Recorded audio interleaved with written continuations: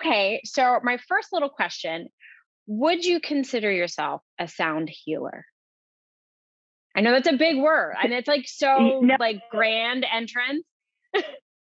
I love this question. And I'm so glad you decided to start with it because this is something that I feel pretty strongly about, to be very honest. I do not call myself a sound healer. And that's not to say that they don't exist. I totally believe that there are people who can, have healing powers. I'm not one of those people. I also think that it tends to take people's autonomy away from them and their own ability to heal themselves, which is very much how I view sound. Sound is a healing modality that I happen to practice. And so people can come and have very, very healing experiences, but that doesn't make me a healer. It means that someone was open and ready to change and heal, and they came to the right place at the right time, and we got connected, and they were able to facilitate healing for themselves through the modality of sound. I love that. So you're kind of just the conductor, the conduit of that energy, as if it were coming through you because you're playing the music, but that sound itself is doing the actual work. And I love that the client, the participant, the listener's ability to be open and vulnerable and ready, which I think is super important to any path of healing, no matter if it's conventional therapy, sound, energy balancing work, getting your tarot cards read, anything, whatever that might be. Yes. And that's why everybody has such drastically different experiences, because some people do come with a healing intention, whereas others come to take a nap. And that's fine too. Whatever your intention is, I welcome them all. But yeah, it has so much more to do with the receiver of the sound and what they're trying to accomplish than it does with me. I love that. All right, let's backtrack. I think anyone that's in a position of even being, like I said, a conductor of healing, as a yoga teacher, a therapist, we've had a story, we've had a past that kind of got us to this place. And I'm sure you're not unlike, all of us out there that are in a position that we found a modality that also helped us. Mine was yoga. Yours, I'm assuming, had to do with music and sound. What was your path to healing? Yeah. And again, I love this question. So thank you. And I'll try to keep my path to healing story concise. It began in 2017, and I turned 30 at the end of 2016. In 2017, I turned 30. Like, I don't even know how old I am, but that's not relevant. But what had happened is that I was experiencing, at the beginning of 2017, it was winter. It's January, it's the middle of winter. I was living in Nashville, and I do absolutely have a history of SAD. I don't do well in the winter. I need the sun. I need all the things I need to be in nature. So in Nashville, that was very difficult. Most people don't know this, tangent. Nashville gets more rain than Seattle. So it actually, yes. Fact. It can't be more gray than Indiana though, girl. I don't know. It is. I think we have 50 sunny days a year here. It does. You know what? It totally does feel like that. It totally feels like that. But what I found out is that Nashville's actually in a bit of a valley. And so storm systems just get trapped there. So if it was supposed to rain for a day, well, it would end up raining for 2 weeks because the storm system just would not leave. Mm-hmm. And so anyways, learned this all the hard way by living it. This particular year was the worst depressive episode that I have ever had in my life. A relationship had ended really abruptly, and it really just threw what I know now is it threw my nervous system into a tailspin. And I did not eat solid food for almost 3 months. And this was not anorexia. This was not dysmorphia. This was not me being like, oh, I need to lose weight. This was my body being so incredibly out of whack that when I tried to eat solid food, I would either gag, and if I was able to actually get some down, I would end up throwing it up later. Like our gut, our second brain was telling me like, whoa, whoa, whoa, whoa, whoa, no, I can't process this right now. But I didn't have any understanding of that while it was going on. And so for the first time in my life, I really just kind of paused. I just sat with what was going on and what I was feeling. And I met myself in this really, really dark place and came to this realization that I am the root of all the problems in my life. Like I am the root of my relationships. I am the root at with other people, with substances. And I am the root of my happiness, or in this case, my unhappiness. And it was a huge turning point for me where I was like, I kind of removed myself from this victim mentality that all this stuff was happening to me and people were doing things to me. And I was just like, if I created this situation, I can create a different situation simply by changing my behaviors, because all of my behaviors led up to this whole life. So if I start changing those behaviors, I can experience something very different. And so once I acknowledged that it was me, that allowed me. That's huge though. I mean, people go through their whole lives being like, well, if I only get that, I'll be happy. Or had they not done that to me? I mean, that is profound to have come to that realization. And then also to do something about it. That's scary as shit. It's so frightening. And isolating as hell, because guess what happens when you go through this whole process of realizing that things aren't working? You lose all of your friends. Like literally you lose all of your relationships, because people are like, well, you've changed. Like you're not the person that I was in relationship with. I don't know if I want to be in relationship with this new person. And I was having those same, thought processes too. But so I just very slowly started substituting behaviors. So in the morning, instead of getting on my phone and scrolling, I made a non-negotiable deal with myself. You don't get to be on your phone until after you sit and meditate, even if sitting and meditating means just sitting in silence for 10 minutes. Like even if you don't connect, even if what you're trying to achieve doesn't happen, at least you're going through the motions. And so I started meditating, and I started going to power yoga every morning, and I started eating vegan. And so just bit by bit, these little changes amounted to really a big change in who I am at the end of the day. And the other thing is I started reading a lot of self-help books. Like I don't like that they're called self-help, but I mean, I guess that's still what they technically are. Because I didn't know what I was doing. We behave in the ways that we witness and observe and are taught. And that was another part of this, really removing the blame and the guilt from being in this situation and saying, I've just been doing what I was taught. I've just been doing what I thought was best for myself. And just really meeting myself with a lot of compassion while I was going through this was a huge help. And the self-help books helped with that, because otherwise I would have just beat the hell out of myself throughout the whole process. Did you have a guide, or a spiritual leader, a therapist, or anyone, or you were just, I'm going to tackle all this on my own? I was like, I'm going to tackle all of this on my own. All right. Which is my way. And I'll be very honest, like I'm going through a very, very heavy time in my life right now. And I've very much been trying to, again, go through my own motions of like, well, if I learn enough about what's happening, like I can figure this out and I can fix this for myself.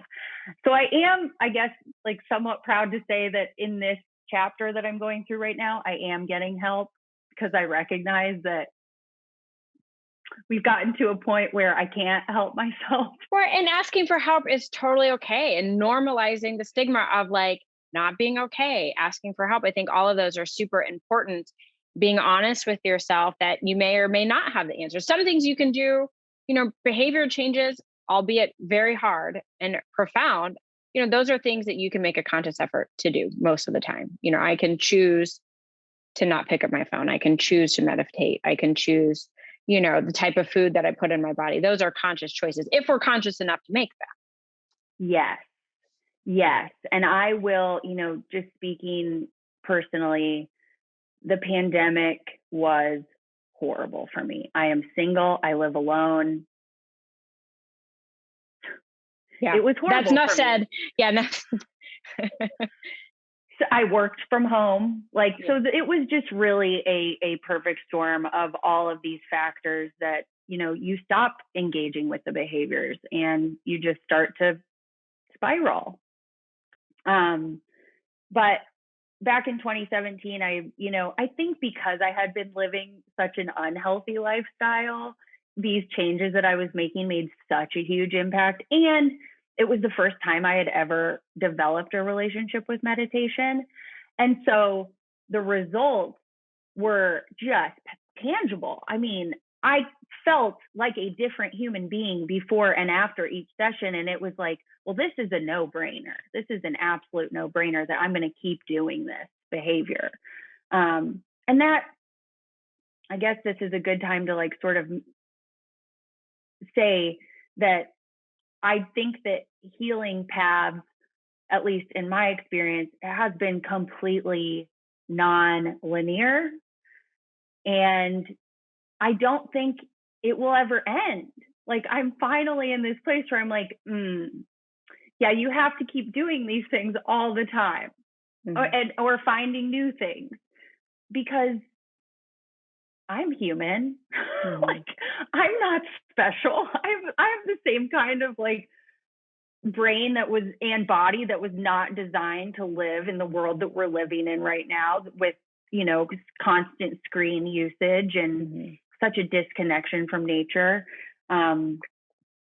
But so 2017 was my introduction to the path to healing. And I did all of these things. And then in June of 2017, I had my first sound bath. And because I was so open at that point, I'd been doing the yoga, I'd been meditating, I was vegan. So I was taking CBD every day. So really, I was covering so many of the physical and mental basics. And energetically, I was just ready. I was ready for this big shift. I was ready to change. And I did. And I don't like telling people about my first sound bath. It raises the bar. They'll come to class and they're like, tell us about yours. And I'm like, we can wait until after class for that. Because I stopped drinking. I mean, to this day, I still don't drink. So it's been over 4 years that I have not had alcohol as a result of this sound bath. Within 2 weeks of it, I had quit the job that I hit my career in tech, which I had never enjoyed, but, was just doing. And I booked a one-way ticket to India. So the energetic catalyst that was for me, I mean, I can't understate it at all. And so following that, I just kept going to sound baths. I kept experiencing it. And because I'm intensely curious, I have a 9th house stellium for the people who are into astrology. I'm a student of life. And I just was like, what just happened to me? I need to learn everything that I can about it. And so I just started studying about frequency and resonance and brain entrainment and all of these different things that, I didn't know about. And I've been doing that since 2017. I didn't buy a set of bowls. Bowls are an investment, as you know. I never bought a set of bowls. I was just very happy for it to be a part of my healing repertoire. It was not something that I was seeking to do, but I have always felt very called to this modality as a result of my own experience with it. Mhm. Which I think for me too, as a yoga teacher, I mean, a lot of people go into that trauma, some kind of life cycle event or a death or a separation or a rock bottom or an addiction, and finding that path. And then it so profoundly changes you. You do feel this kind of innate desire to give back what it has given you to others and share that. I totally get that.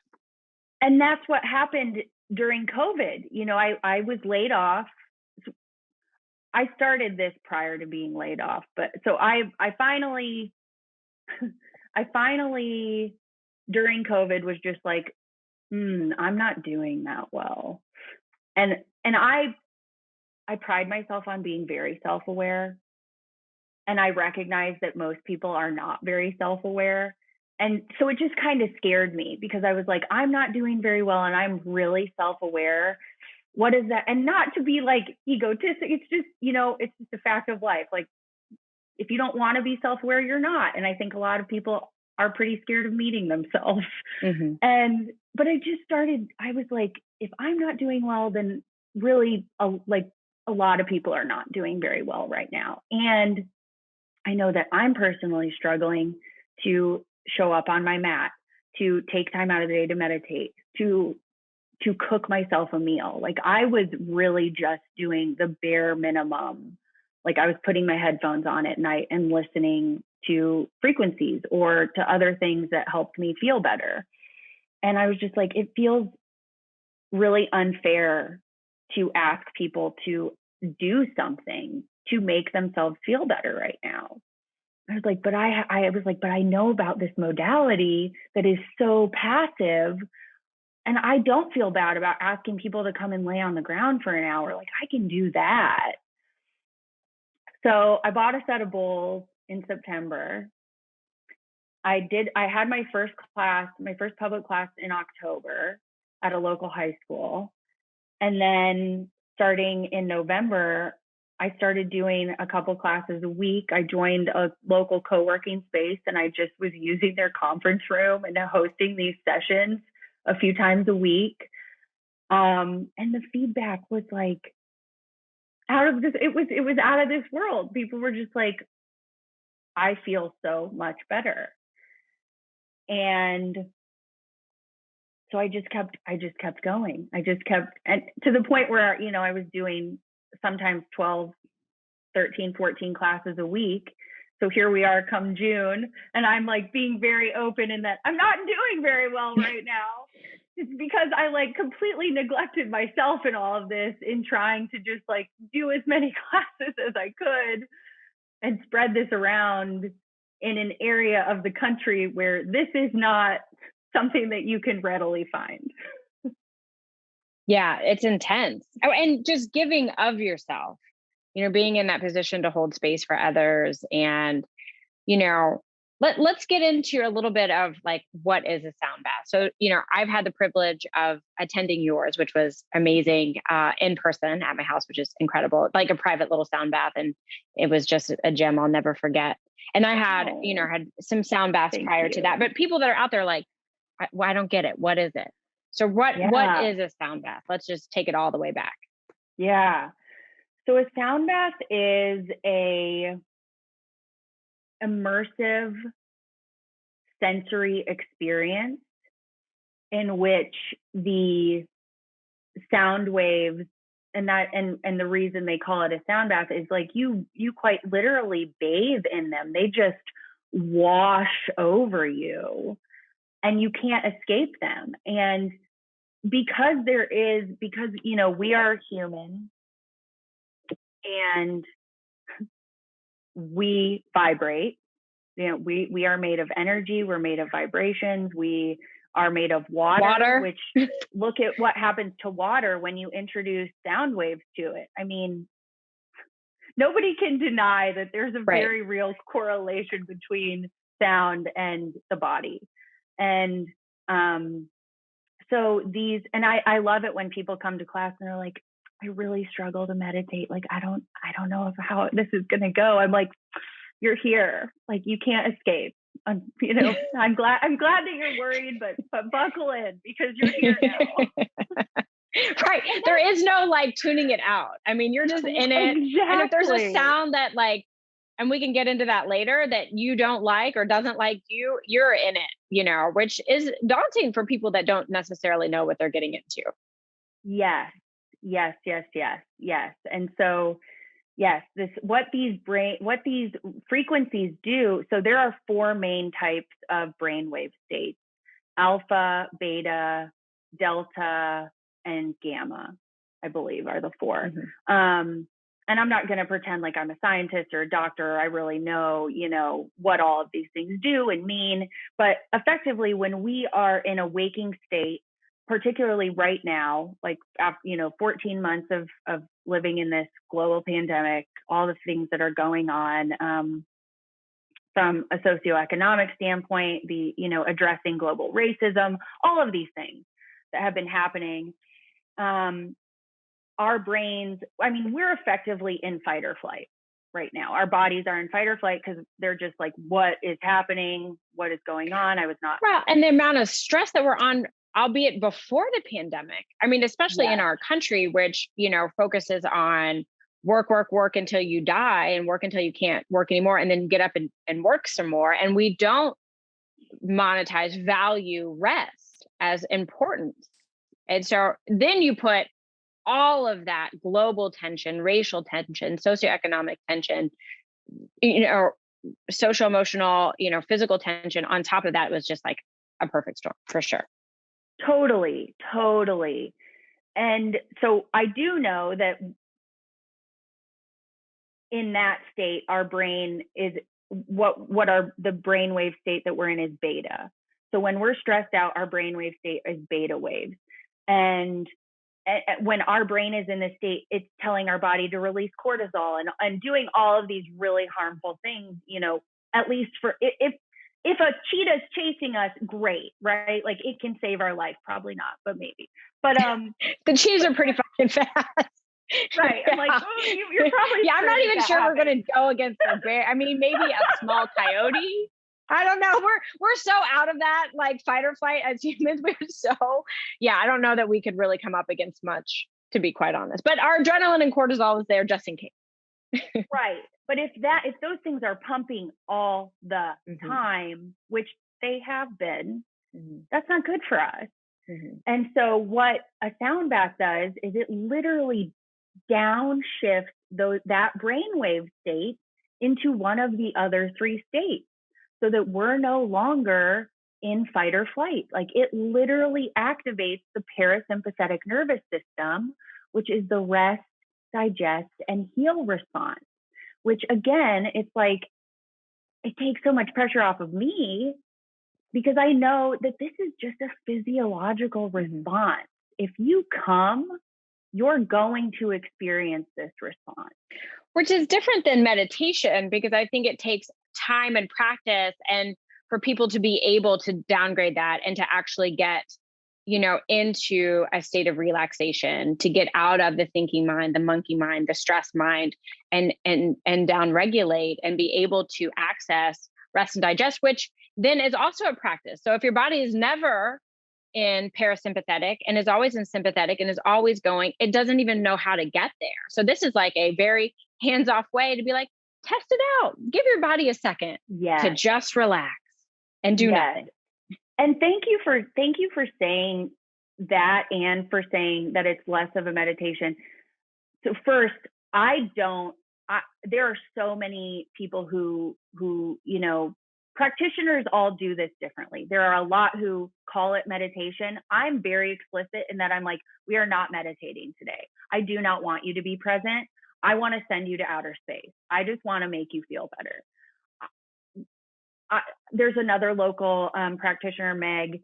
She encourages people to stay sitting. It's a listening exercise where you are very present. You stay in the moment the whole time.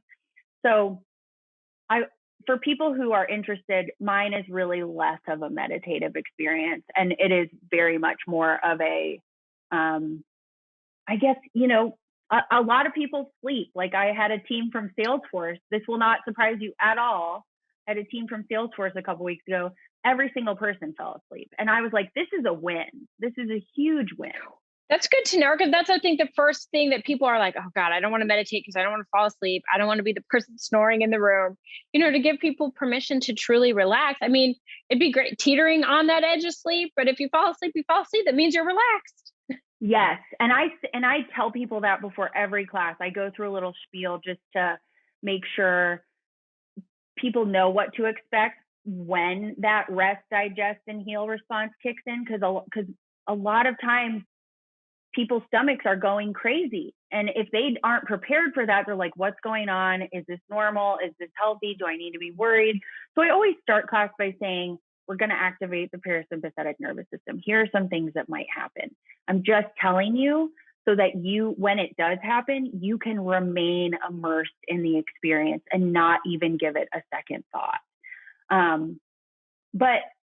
I say, if you fall asleep, I am so happy that you fell asleep, because it means you need it and you're getting something that you need. And you do not need to be coherent to absorb frequencies. Like, you're still going to get all of the benefits of this practice.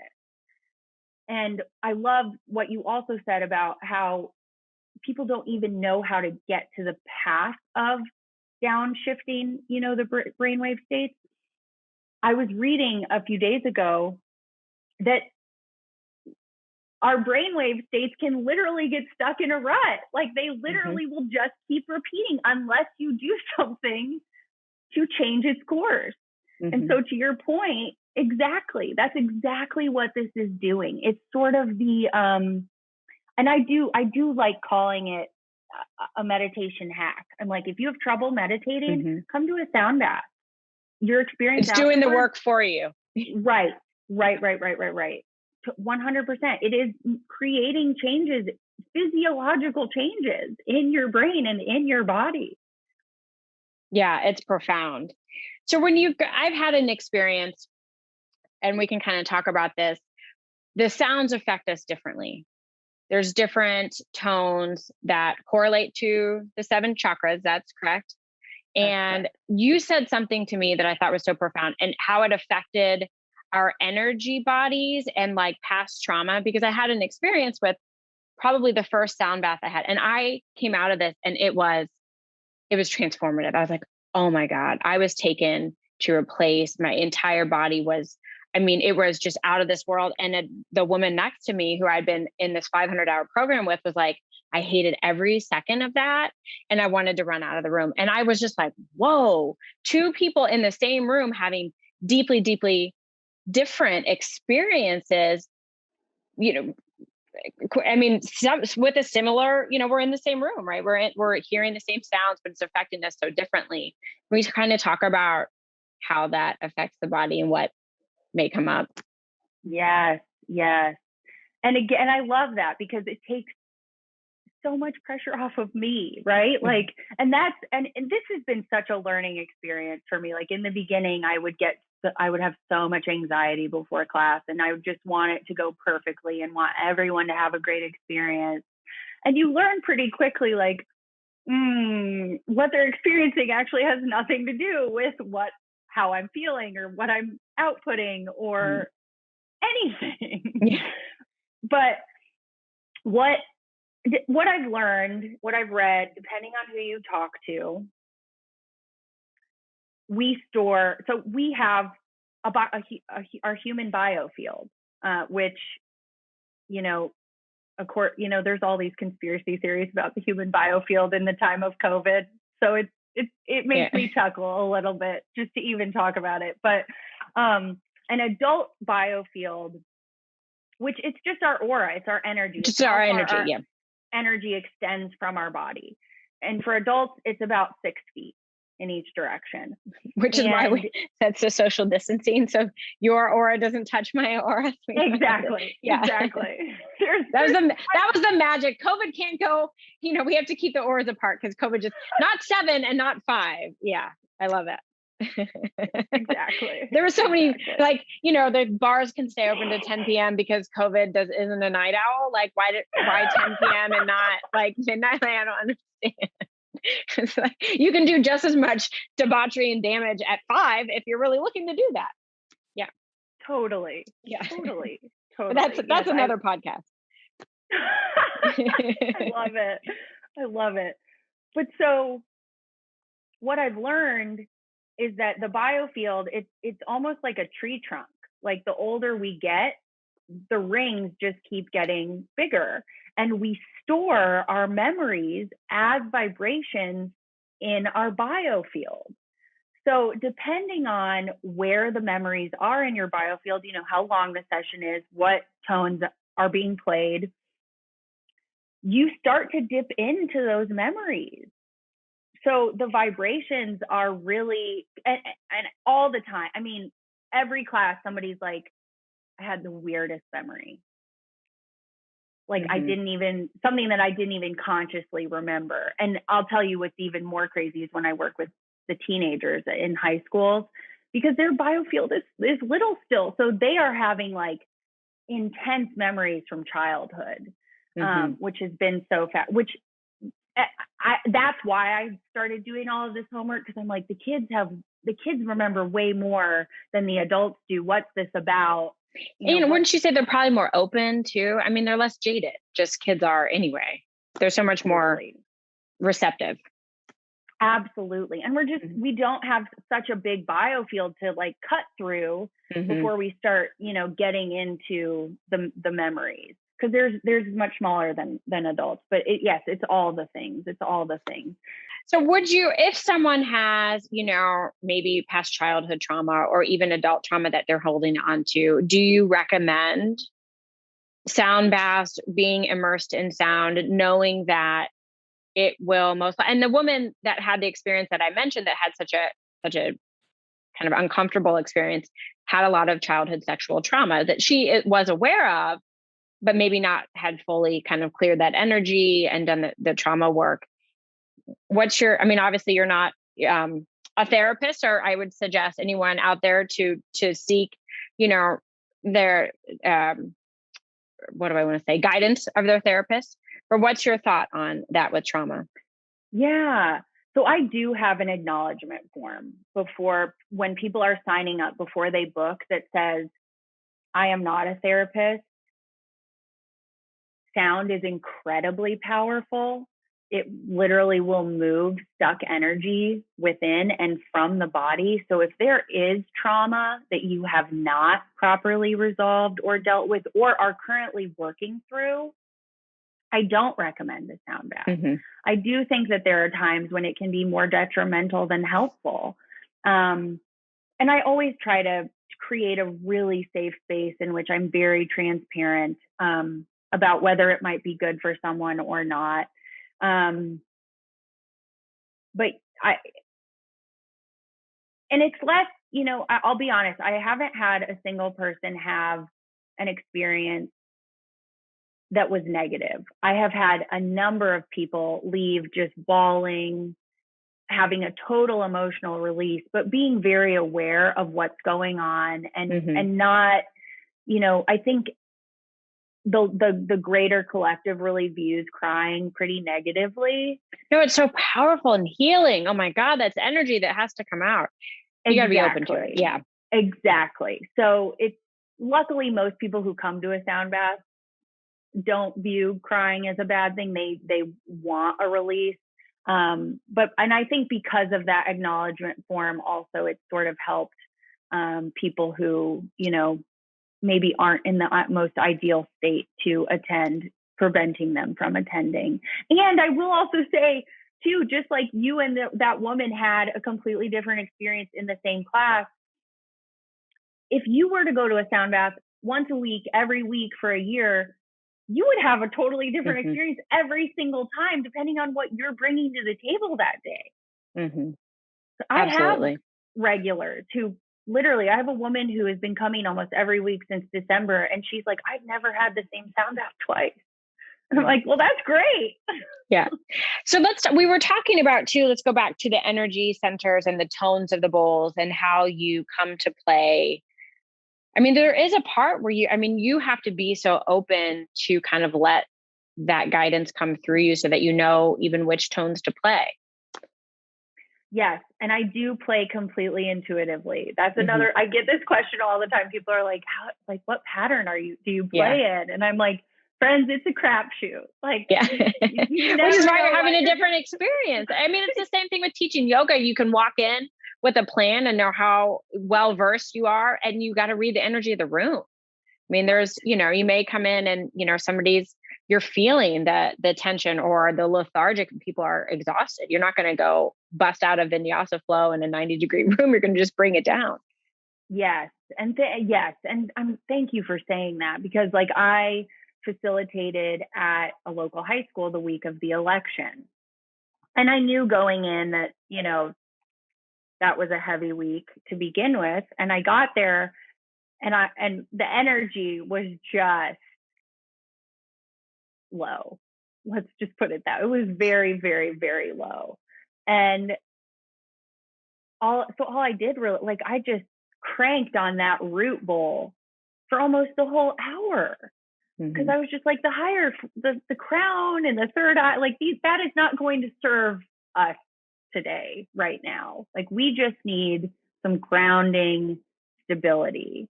And those deep tones are just so comforting. They're so comforting. So there is definitely, yes, I like to have an idea of the kind of meditation I'm going to do going into it, but I never try to determine ahead of time like what bowls I'm going to play, unless it's I'm doing like a sacral workshop where we're going deep in the sacral, and then I know I'm just going to play the sacral and the other feminine chakras for most of the time. Do you have particular sounds that you gravitate toward consistently, or is it truly just I'm reading the room?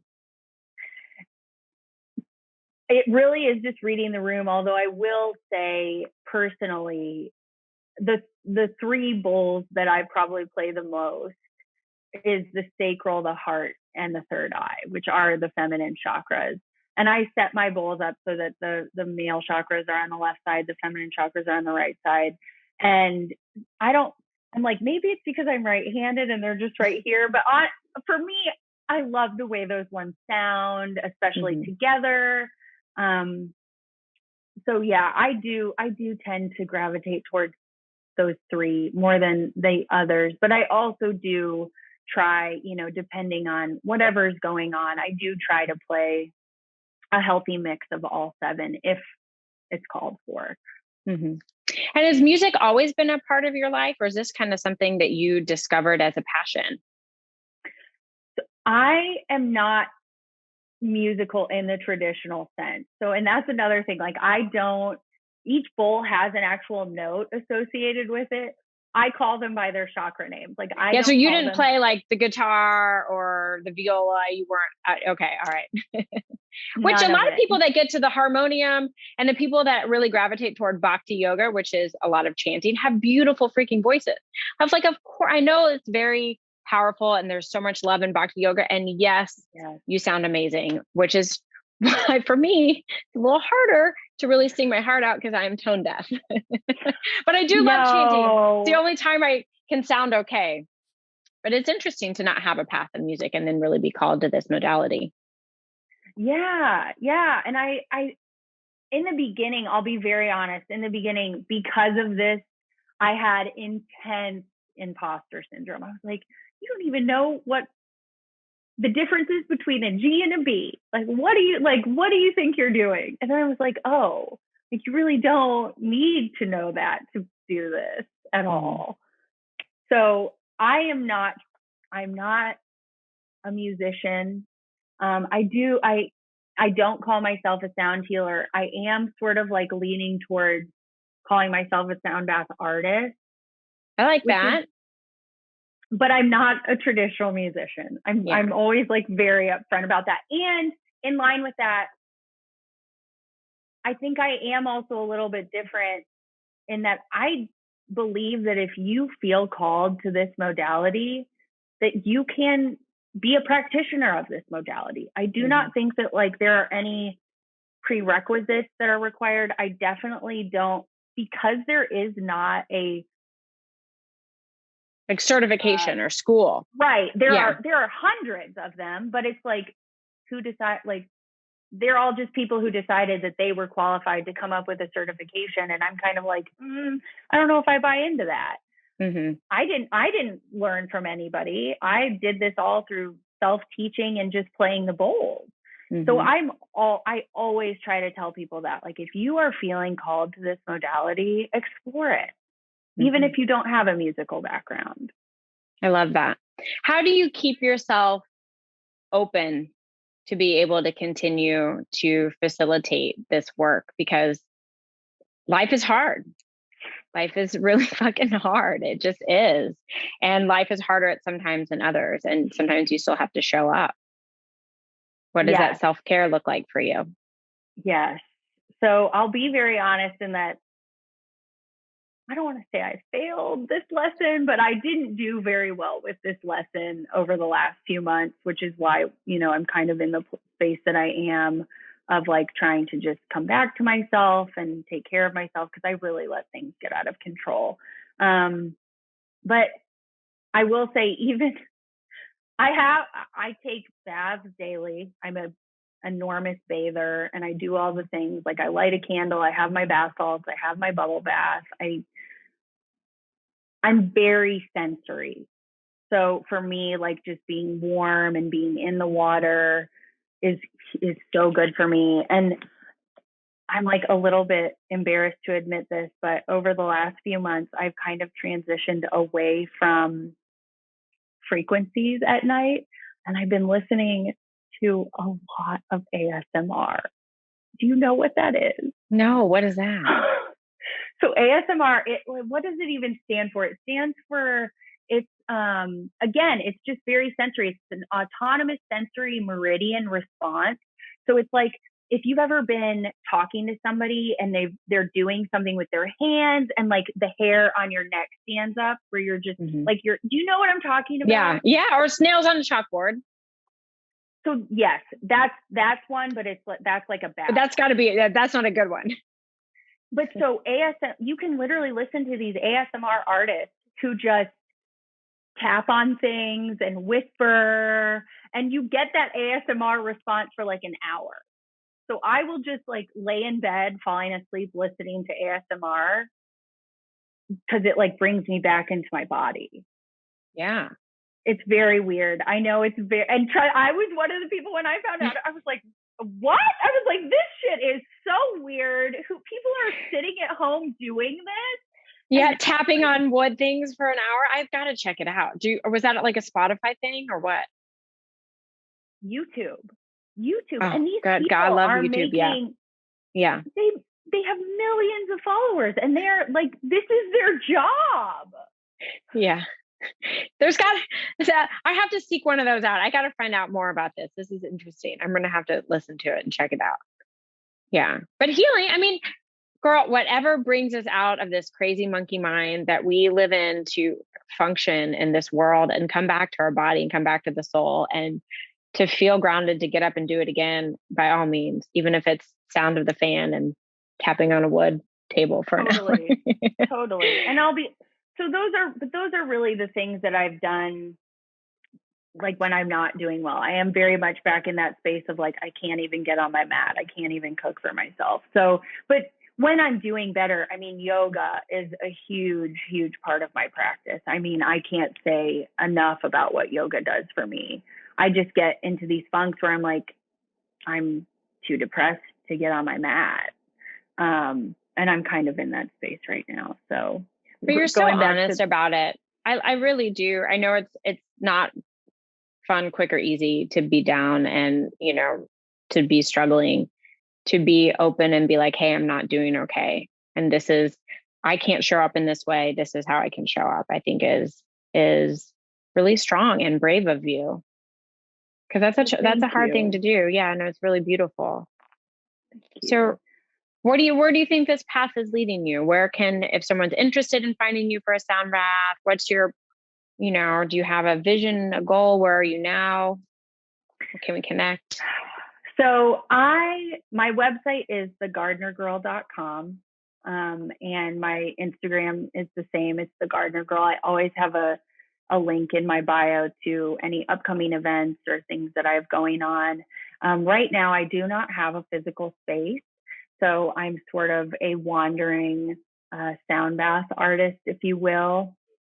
I have gotten more plugged into, now that offices are opening back up, I'm luckily getting plugged into the corporate space and facilitating with corporate teams.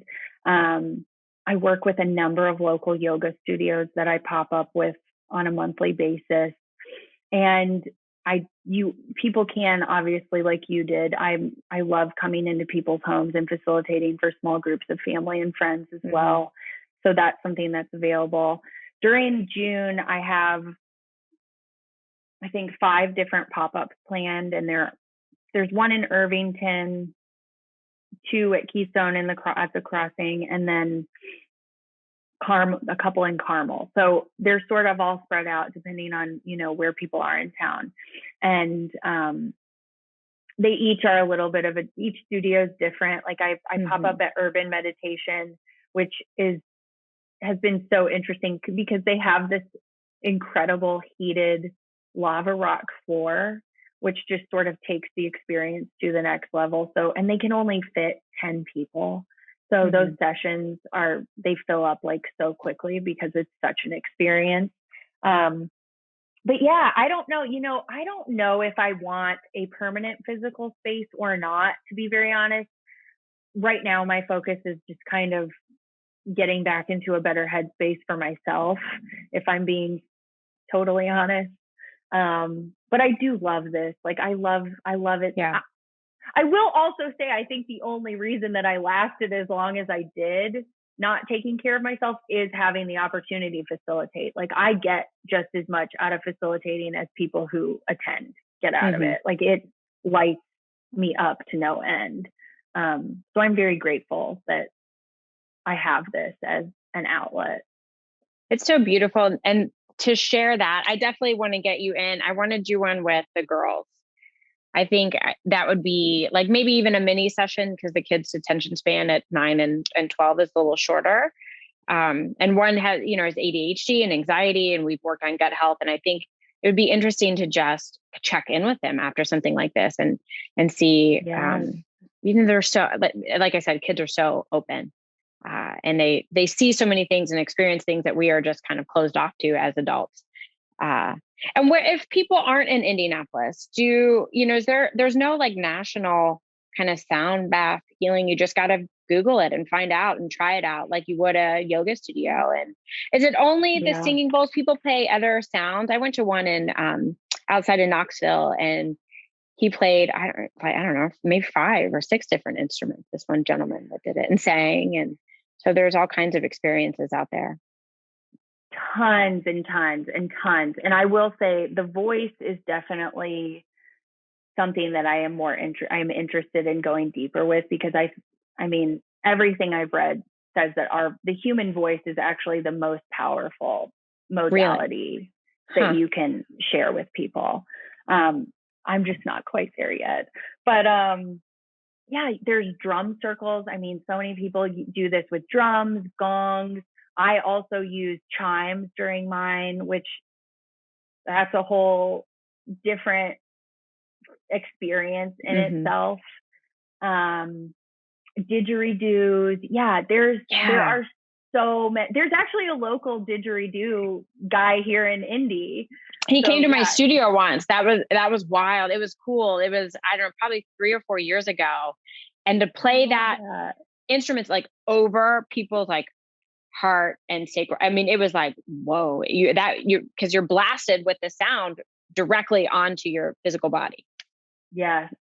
Yeah. Yes. And Meg, she's a sound bath facilitator here in Indy too. She used to live in New York. She went to gong bath every Friday, like just a gong, that they just hit the gong over and over and over. And she did that every Friday night.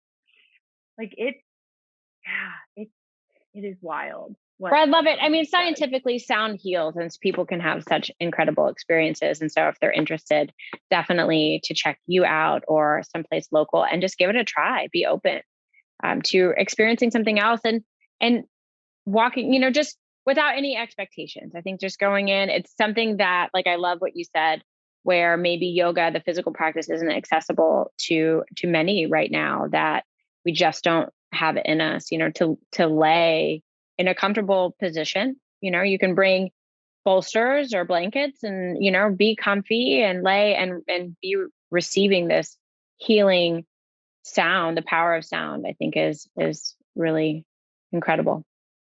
Thank you. Yeah, and you can make it really fun too. Like I have had so many adults who were like, it felt like I was getting ready to go to a sleepover and it was so fun. And so yeah, to just make a time out of it. Yeah. I just know that I have spent so much time at the bottom of the barrel and I know how shitty that feels. And I know how shitty it feels when someone's like, just go work out, like pull yourself out of it. Like I am never going to be a person who feels good about saying those things to people, but I can always say, hey, take an hour for yourself to take a nap. Like, please just come and take a nap with me for 1 hour. I promise you'll feel better. Like I am very comfortable with that. Yes. And who doesn't want to sign up for that, right? For sure. I love it. Sarah, you are an incredible person. I'm so glad that you came in my life. Thank you for sharing your story and this beautiful healing power of sound. And yeah, so I'll make sure I'll put the links to everything on the show notes so people can access your website and get a hold of you and find out more about you and what you're doing and all the upcoming shows and events. And maybe you could be like this traveling, you know, sound facilitator. I love it. Or artist, sound artist. I like that better.